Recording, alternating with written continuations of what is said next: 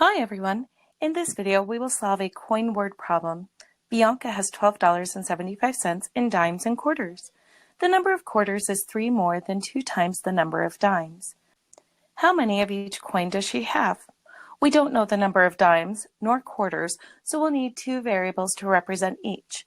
I'm going to choose D to represent the number of dimes and Q to represent the number of quarters.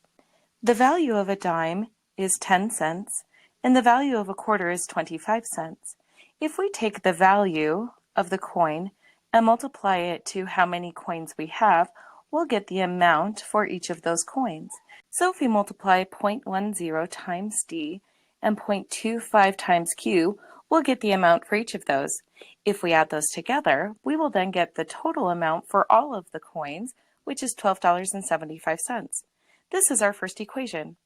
0.10D plus 0.25Q equals $12.75. Now working with decimals can sometimes be messy, so let's go ahead and get rid of them by multiplying both sides by 100. On the left side we'll use the distributive property, making this 10D plus 25Q equals 1,275. Now that we have our first equation, we can read the second sentence for our second equation.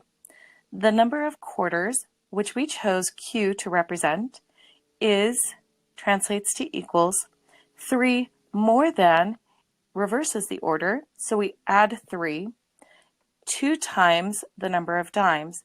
This means 2 multiplied the number of dimes which we chose the letter D to represent, so 2D. Now we have our second equation, which is Q equals 2D plus 3. Now that we have 2 equations, we can substitute this in for every time we see the variable Q in the first equation.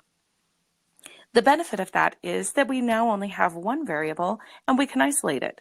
So we'll have 10D plus 25 substituting in 2D plus 3 for Q equals 1,275. Now we only have one variable and we can isolate for it. We'll go ahead and do the distributive property.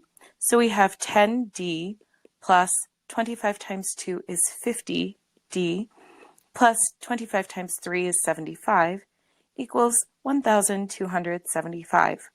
We can add like terms on the left side, so we get 60D plus 75 equals 1,275. Now we can subtract 75 from both sides.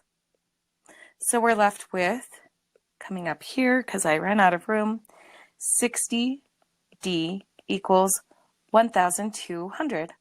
Now to isolate the variable, we'll divide both sides by 60.